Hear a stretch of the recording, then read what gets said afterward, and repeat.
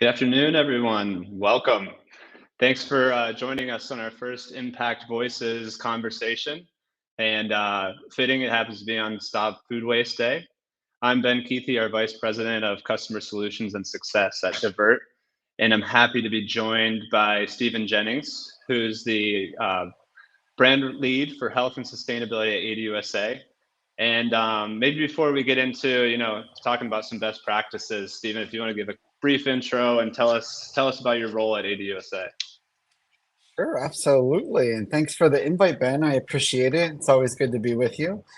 I'm Stephen Jennings. I've been with the company for this will be my 28th year. So I started as a bagger way back when, and here I am today. I lead stakeholder relations. It's one of my side jobs, in addition to brand lead for health and sustainability. So I'm based here in DC, Washington, D.C., and I support regionally, kind of bringing that global health and sustainable strategy into the local market. And for those of you that may not be aware, Ahold Delhaize is the largest East Coast grocery retail group.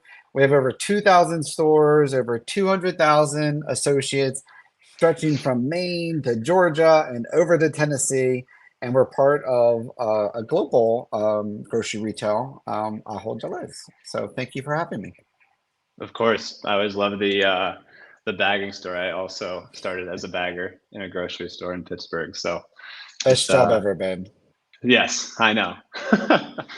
Well, great. Well, let's start out with, I think you and I and probably most of the people on this call know by now are aware of the food waste problem and the crisis around food waste and interconnection to food insecurity.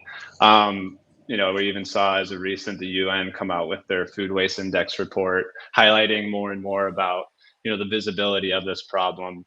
Um, I guess one of the things that I'm interested in, and as I'm working with you all at ADUSA, is kind of how do you communicate that and talk about that internally? How is food waste incorporated and prioritized from that corporate level? Yeah, so there's a few things there, and we've made some, pretty ambitious, global commitments as well. And I just referenced, our size and scale. So there's over 200,000 associates that, we attempt to talk to and communicate, as all the way in the weeds as much as we can, right? But some of these targets and goals can kind of seem, maybe a bit overwhelming to some people, including ourselves. So, so to start with, we've made some global ambitions by for 2025 and beyond, and one of those is, to be zero waste by 2025. So that's within all of our 2,000 plus stories that we mentioned. Challenges there, so we can talk about Mhm. that. But we've also made specific commitments to reduce food waste. So 32% by 2025 and 50% by 2030. So the challenge is like, what does that look like? How does that, and I always think back to my role as a bagger. If, my store manager or someone within the store had mentioned, some of these targets, I'm like, well, I don't really know what that means for me. And, I'm just one person. So how can I make an impact in that space? So herein lies the challenge for us is that, we can communicate, all these wonderful targets and ambitions. But what we need to do is get it to a granular level of understanding for each individual associate. And I can just speak to some of the things that I've done personally. And and again, when you realize the scale and impact of our business, it's, I can't get to all 200,000 associates, right?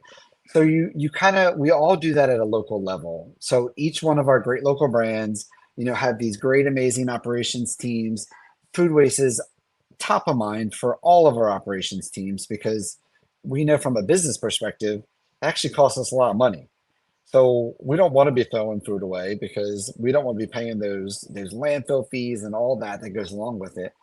But at the end of the day, we want to feed hungry people and we want it to stay within our local footprint because our average customers and associates, they don't necessarily understand the large scope of our business, but they know my local store and that's their world, and they want to know what they're doing.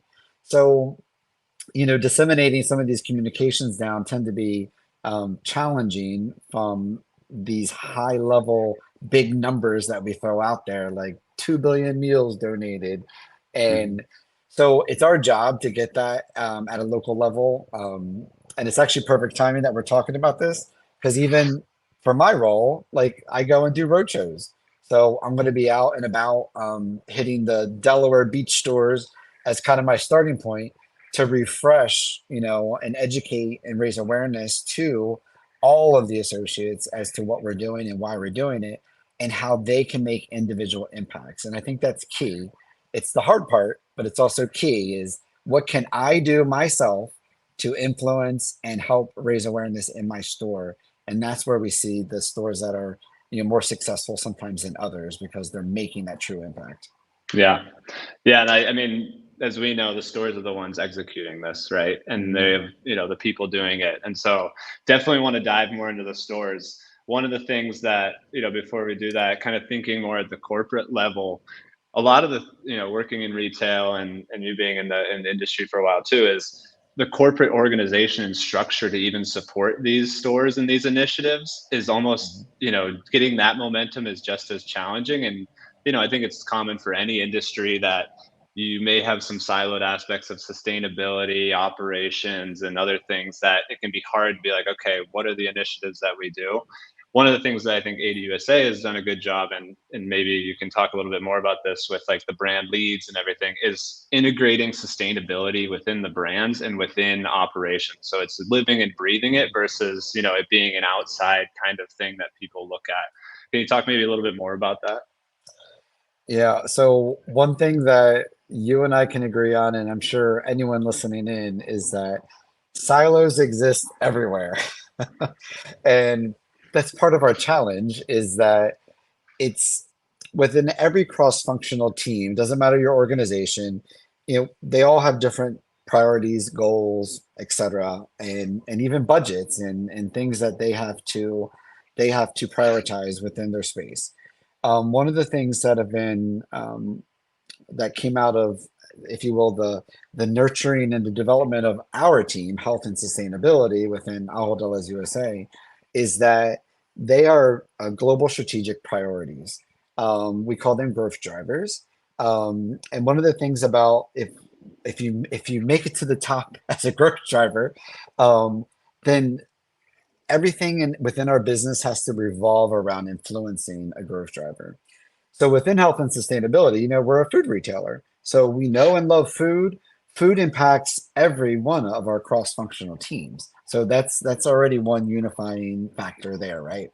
So that really drives that top-down support in order to prioritize this across the board for all of our businesses.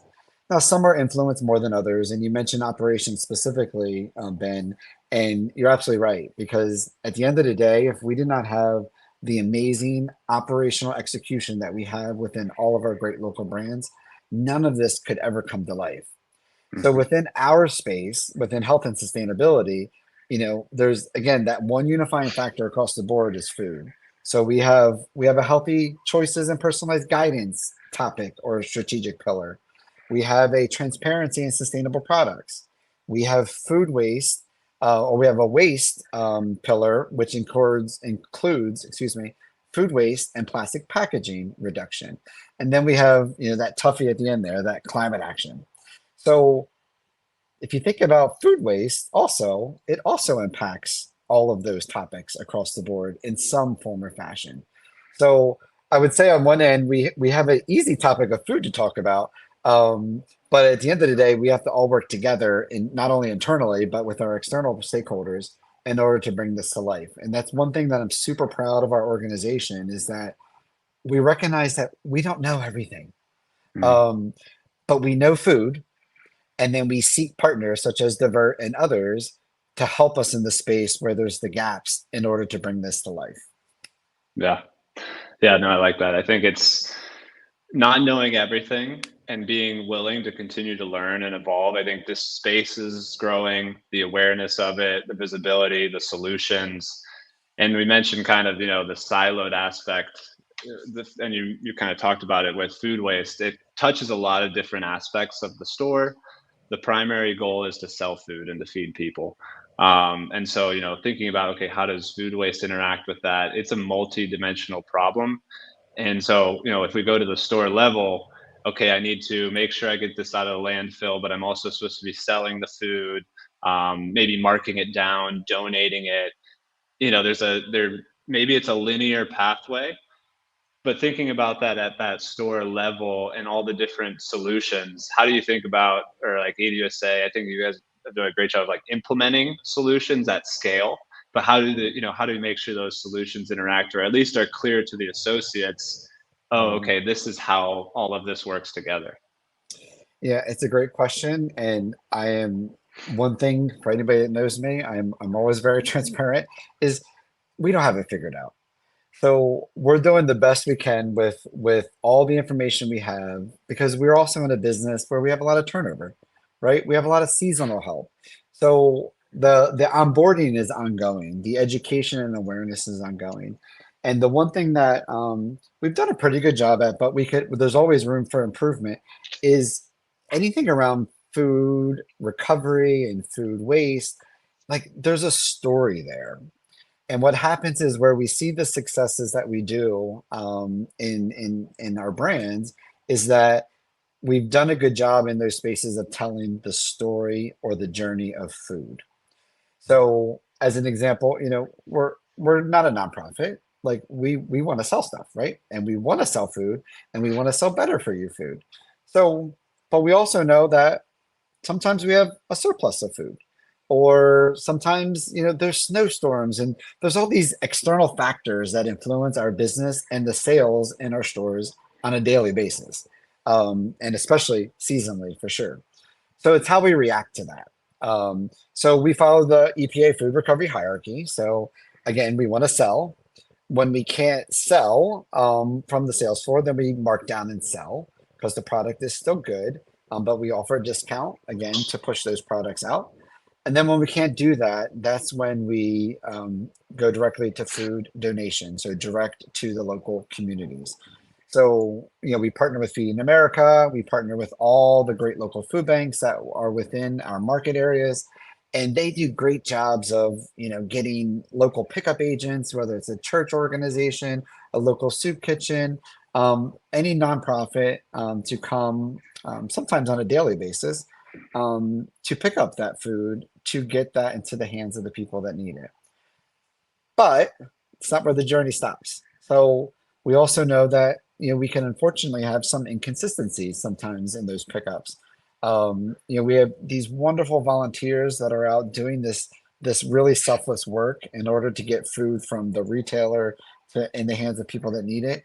But sometimes there's a challenge there because maybe a volunteer is not available.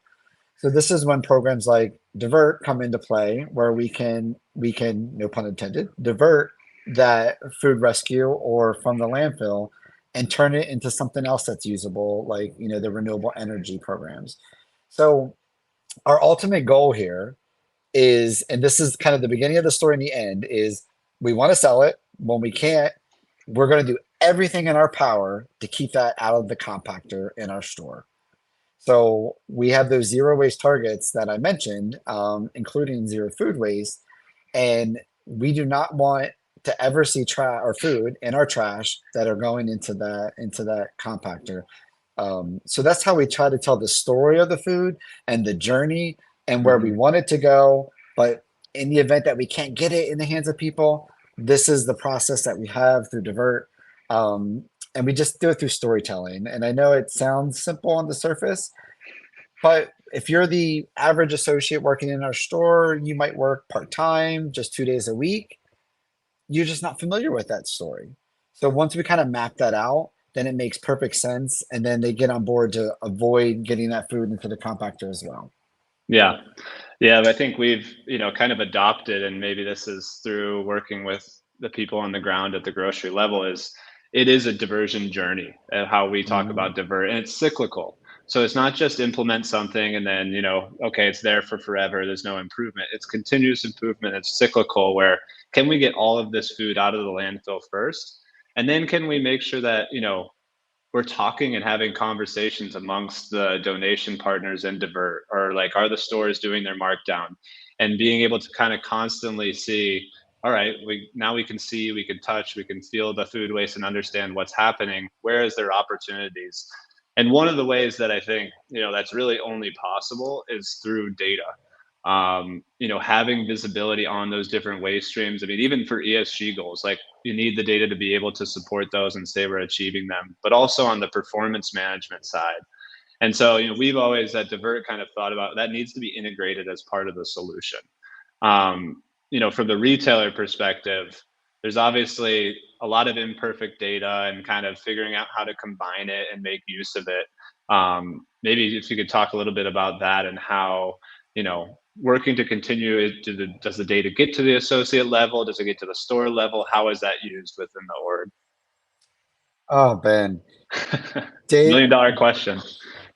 data is king for sure, for sure. And I literally just got off a call all about data. So it's it drives it drives our strategies, it drives, the direction, it helps us curb trends. Um, and I can give a very specific example. More recently, so regionally, in the brand I support here around the DC area. So, we took the opportunity from the data that we did have from last year and all around total waste diversion. So not just food, but recycling materials and all the things that tie into the metrics that we performance manage against. And what we did was, instead of just focusing on the bottom 20 stores, that's the easy thing, right? Here, this store is not donating, based on the average of the rest of the brand. Um, we did take the bottom 20, but we also took the top 20 performers. Mm. So one of the things that came out of that is that there were some common opportunities across both categories, so the top and the bottom stores. Um, and they were kind of simple things that we could, rectify in the moment, kind of that in-person kind of education and awareness. But then there were more challenges with consistencies of like donation pickups. Um, One of the things from a diversion perspective and a food rescue perspective is that seasonally, we tend to see an uptick in the amount of produce, whether in our divert bins and or food donations. And we get a lot of, because food donations in our business it could be subjective. So we do ask that you kind of follow the general rule that if you wouldn't eat it, then you're not going to donate it. It's kind of using a little bit of common sense in that form of fashion. But what we would see in these waste assessments that we were doing in the stores was that um, a bag of apples, as an example, a bag of oranges, two prime examples, is one or two might have been gone bad in the bag, but we would find that they would dump the whole bag in the divert bin, when the other oranges or the other apples that were just fine could have been donated. So like those are just simple little best practices that we could share across the board that, as you know, from a weight perspective, if you add a bunch of bags of apples and oranges, it's going to weigh a lot.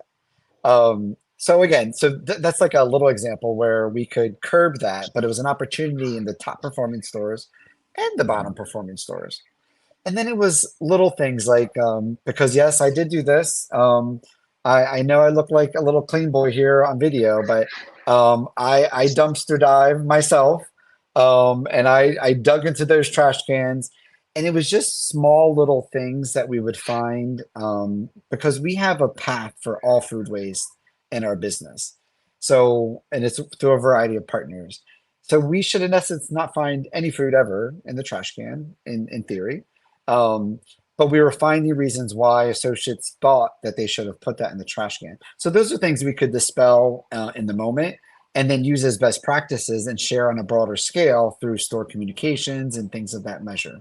So um, I guess at the end of the day, it totally is a group effort. And then the Mhm. beauty of a lot of our corporate structure is that we have a variety of tiers within the organization that are out in the field, district level support or regional support.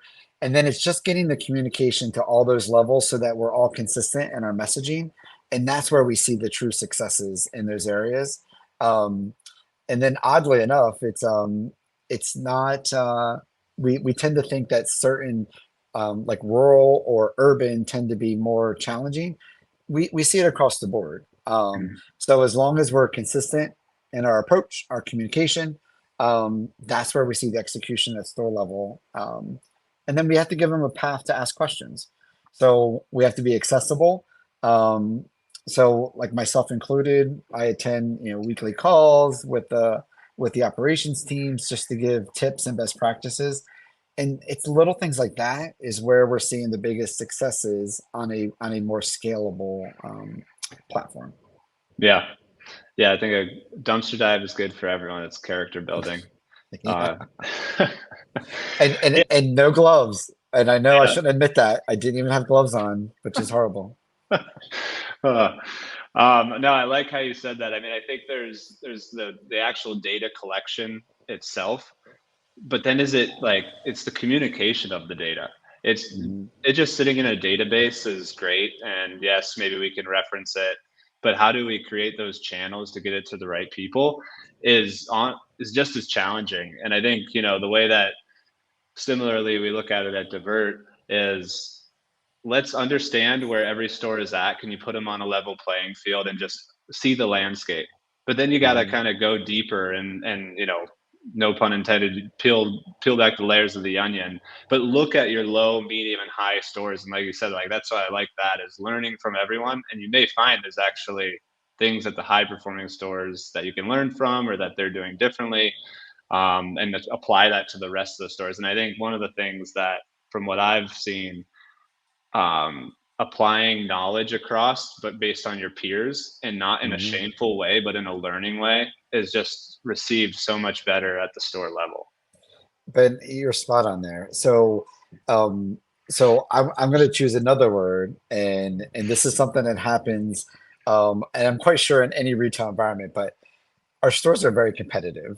Mm, Um, so one of the things with like we're not going to send spreadsheets at a store level to digest a variety of data points that because they're working hard to take care of those customers every day, and I know we don't realize this outside of grocery retail, but they don't have time to sit in front of a computer and digest this giant, eye blowing spreadsheet, let alone digest what it means and how they can influence it.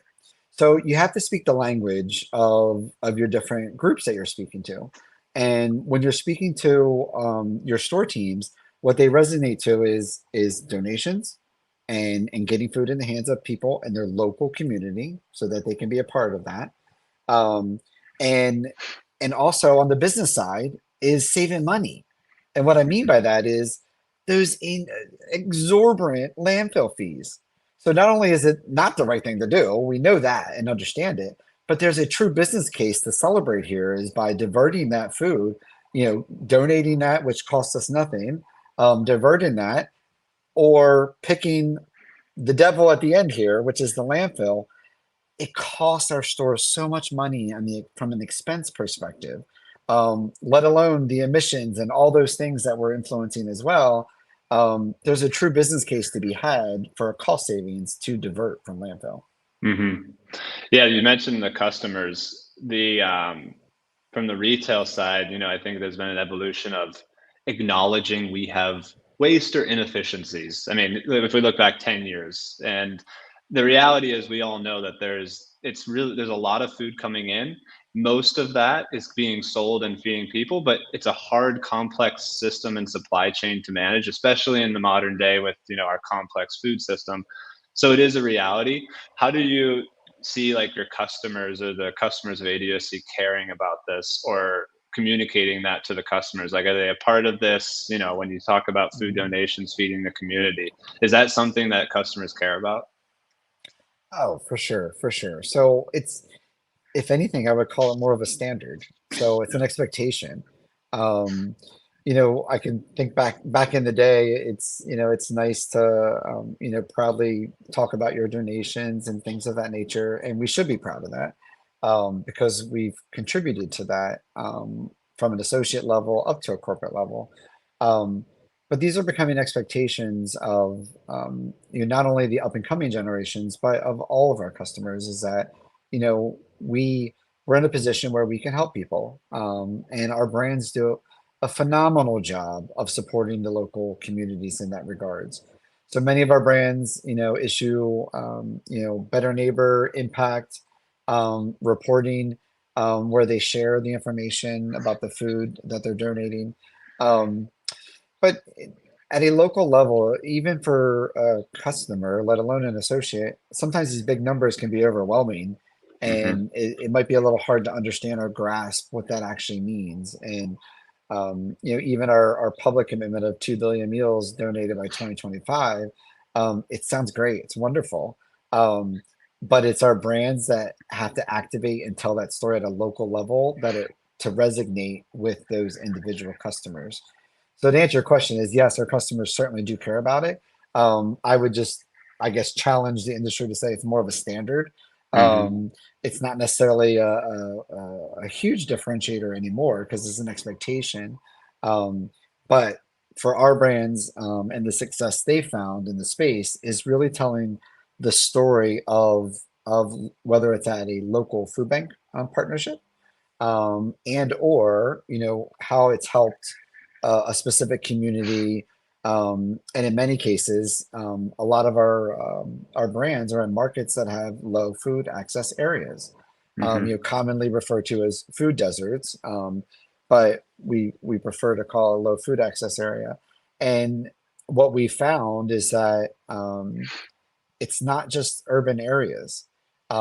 It's a variety of socioeconomic areas that are disserviced, whether it's rural or whether it's, urban.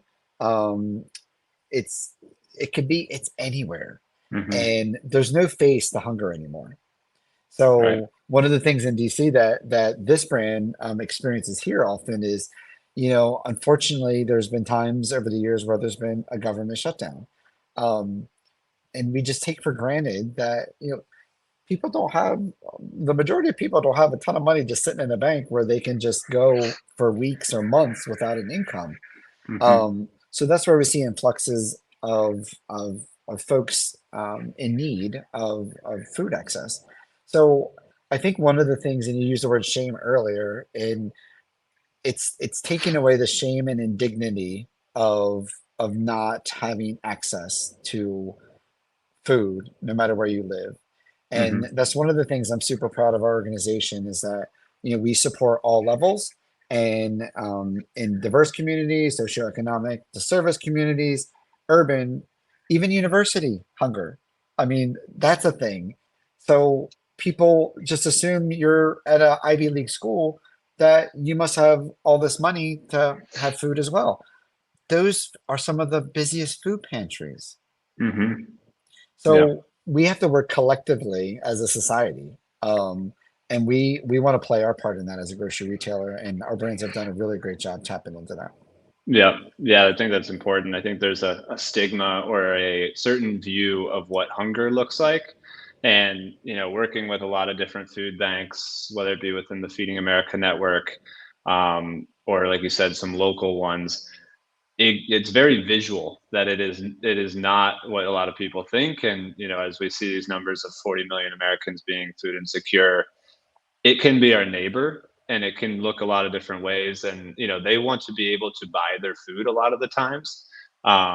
So I think that's been some of the most impactful things, from our side, is seeing that and then being like, okay, let's start having the conversation. We are in a position, yes, we're managing wasted food, maybe towards the end of the life cycle, but let's use this as an opportunity, use this data, use these insights to have conversations with the food banks and the people of the community and the stores. I mean, I just even recently was out west, and there was, we were sitting down in a store next to the bin with the food bank, and it was very, for everyone being in the same room. When I think about that collaboration, there's definitely there's a big space for that in the retail industry. And so, when we think collaboration, it's kind of a big word, and I think that we're seeing more and more of it. But how do you think about that, like amongst retailers, amongst NGOs, for-profit solution providers? Like, how do we improve or kind of continue to make more room for that?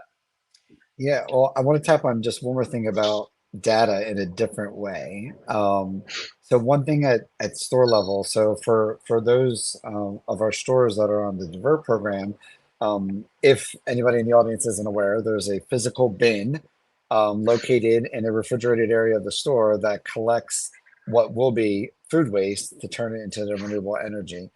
And so more than numbers, Ben, the biggest, and I call it data because it actually influences behavior in the store, is the visualization of that bin filling up. Hmm. So that's, remember I said you got to know your audience and how to talk to each person within the organization to not only, whether it's behavior change or performance management, but that's one of the biggest things that have been that has changed perception of the average associate may not think that we throw away that much food. But Hmm. when you see it starting to collect Yeah. and grow in a bin, and then you walk by and you think, well, I would have ate that, Hmm. then that's what's helped trigger the change and the increase amount of donation percentages in a lot of our brands is that visualization. So to me, that's the biggest data point is that visualization of that bin filling up because that's really helped to change the mindsets of a lot of our associates. Yeah. So to go back to your other question, it's so I mentioned I have a dual role. So my stakeholder role allows me to kind of travel the country a bit, speaking to a variety of stakeholders, not only in the overall sustainability space, but in the food waste space as well. Along with, we have a whole team that works in this space specifically we have a sustainable operations team. So they also, whether it's attending conferences or speaking to partners. Um, so the value in that is that one, we understood a while back like we're not the only ones trying to figure this out, right? Hmm. So that allows for a little bit of like, okay, so we're not behind. However, we know that we could be doing more, and we could always accelerate, amplify existing things that we're doing today. But it's also learning from others their best practices, whether it's another grocery retailer. Um, but I get a lot of my, if you will, my tips and tricks from visiting food banks in other regions of the country. Hmm. So I recently was at an event out in Utah, and a lot of times when folks hear me speak, they'll tell me about their organization, and many of them happen to be local food bank partners. And I always take them up if they offer a tour. So the beauty of that is this cross collaboration is that one, we see the commonality between hunger in general across the country. So it's again not even specific to one region for sure. But it's also helping each other out on how to you get to the most amount of people, how to um, take away that stigma and shame that we talked about earlier. But it's also about providing better for you choices. So one thing that we've kind of pivoted a bit is it's not only donating or being part of food rescue, but it's also realizing that we need healthier, better for you options. Um, because for customers that are food insecure or people that are food insecure, um, we have to also think about nutrition security. And that gets into a whole nother topic. Hmm. Um, but a lot of it has to do with, especially this time of year, where we have a lot of seasonal products that are in our stores, like highly perishable items like fresh fruit and veg. And berries, as a perfect example, they don't have a very a long shelf life. So this is where kind of creating this network of partners to help cover gaps when maybe sometimes our food bank partners can't get to the store on a regular basis to pick up some of these highly perishable products. like berries, like liquid dairy. This is where we've been getting really in the trenches with trying to find additional partners to help cover some of those gaps. Some of them are scalable, some of them are super regional and local, but I think that's the roadmap you need for true success and impact on a consistent basis. So one partner is never going to be able to fit all of our needs. It's just impossible for Hmm. both ends, right? So I think it's finding, and this is why you need to network and you need to talk to people about and be transparent about your needs, because almost always there's someone out there that can help you. Hmm. You just got to raise your hand and be like, "Hey, let's figure this out together." And we found a lot of success with that at a local level for sure. Yeah, it's almost like, how do we, with such a large grocery business like ADUSA, okay, we need some low-hanging fruit solutions that can cover a wide, but then there's some customization at the regional, Mhm. local level to complement and go further. And, that does take collaboration. And I think when we look at it from an infrastructure standpoint, um, all retailers have this problem. So how do we build economies of scale and keep costs down? How do we, make sure that we're leveraging and supporting, multiple retailers so they all benefit similarly?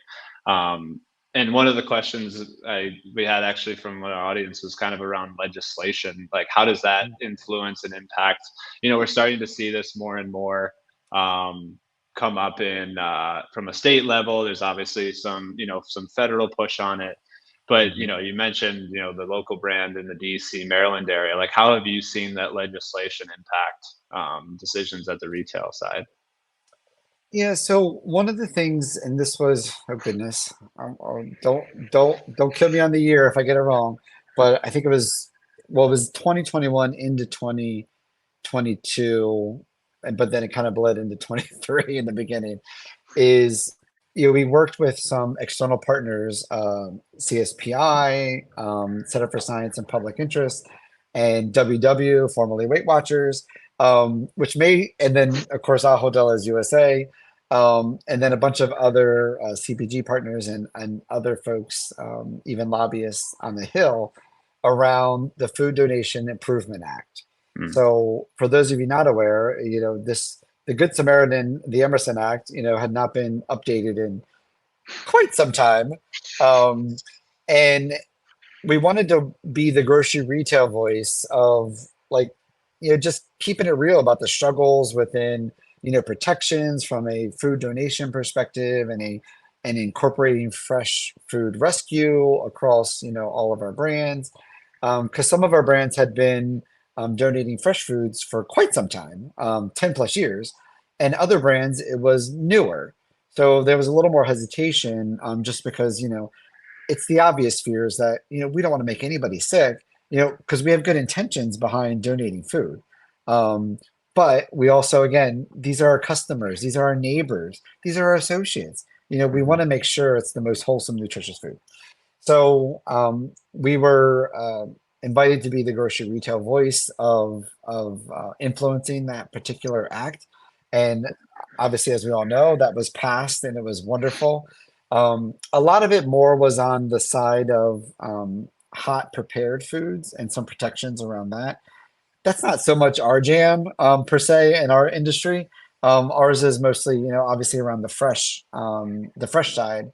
Um, but it's things like that that help. It gives validity to that this is important to everybody. And it's important enough that the government recognize that we should put protections around those that are donating, and just to limit, any potential exposures there. So we've, other than that, like, we don't dabble so much in that space. We do what's right and get the food in the hands of people that need it and to the partners that can actually deliver that and make it happen on a daily basis. Um, but like, more recently with food waste, Maryland passed legislation there around food waste expectations and not going to landfill.